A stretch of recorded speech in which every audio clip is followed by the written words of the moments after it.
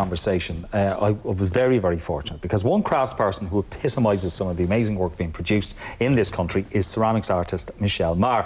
I was very fortunate to be invited to visit her at her workshop. Now, I hope my wife is watching this because this is the kind of garden I like. No grass and low maintenance. But it is a garden that contains some gorgeous ceramics. Not the kind of ceramics you'll find and be able to buy off the shelf, because this is the brilliant and wonderful artwork of Michelle Maher. This is her studio, and we're going to pay her a visit.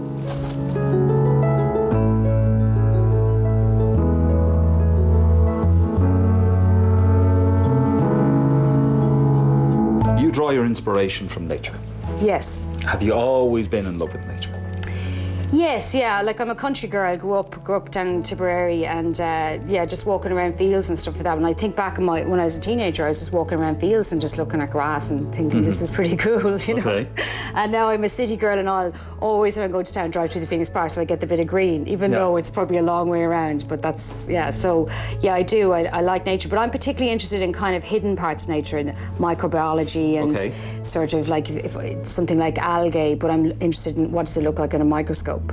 Right. How does it reproduce and kind of weird stuff like that. Okay, and that's what influences your work? Yes, the science behind things is very important to me. So yeah, I'm kind of interested in that kind of thing, yeah. There's quite an event coming up in the Botanic Gardens, which you're involved in. Yes, yeah. And you're involved in again this year. Yes, yeah. This is my 9th year to do sculpture and context in the Botanic Gardens. And the show is running for about 30 years now, biggest sculpture show in the country, an amazing show. There could be over 100 artists exhibit all over the gardens, could be hanging out of a tree, in a pond, you know, in one of the glass houses, you know, so we use the space. It's what you call site specific, so we use the space and respond to it.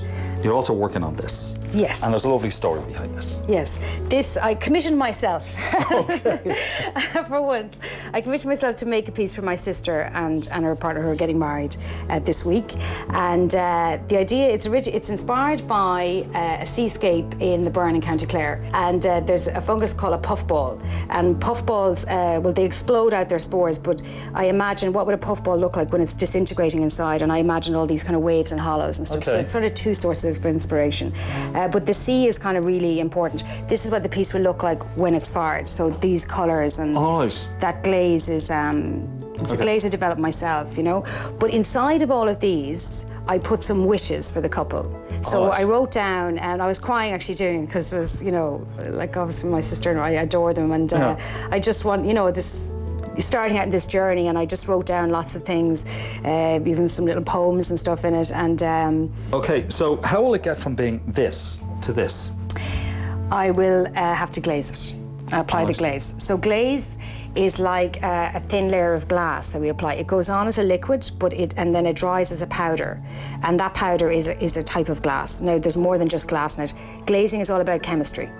So it's actually quite complicated, but in layman's terms, it's like a thin layer of glass.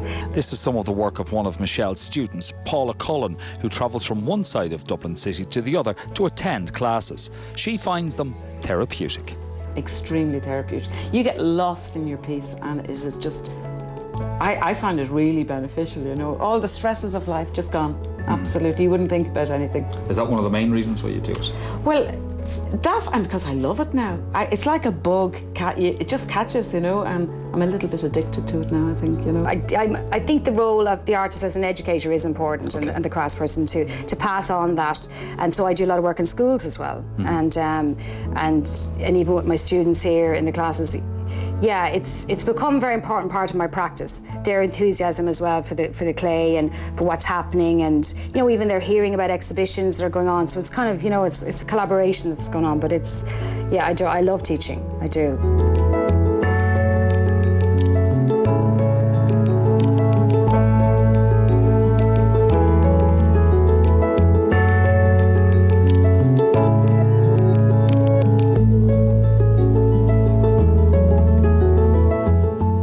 She makes good coffee as well, I have to say. She's such an artist. Well, but she is an artist, and you know, I remember just, you know, making a quip. You know, did you make the mugs yourself? And she said, I make nothing functional. I just deal in art. And not being Beautiful small, work. but Really a lovely, lovely lady, and very, really, really gifted. But those who do visit, and she teaches, will make Yes. mugs and functional items like well, daisies actually, and it's balls. interesting, that idea that she kind of doesn't make things functional, because there's a lot of craftspeople now that are moving on from kind of functional objects to more aesthetic pieces, Yeah. like she's talking about, or even a lot of the textile artists will make things that hang on walls, and patchwork quilts will hang on walls, and people make baskets now that are really much more to look at than to use. So, you know, craftspeople are changing a lot. She was telling me, and I got to see, because on the internet, incredible piece of art that she has in Bernardo's, in the Bernardo's offices. Oh, wow. In Christchurch. Just Yeah. incredible piece that actually curves around the wall. I think we had a shot of it Wow. during that too. But even talking now about functionality, people are making their own cosmetics these days. Yes, yeah, that's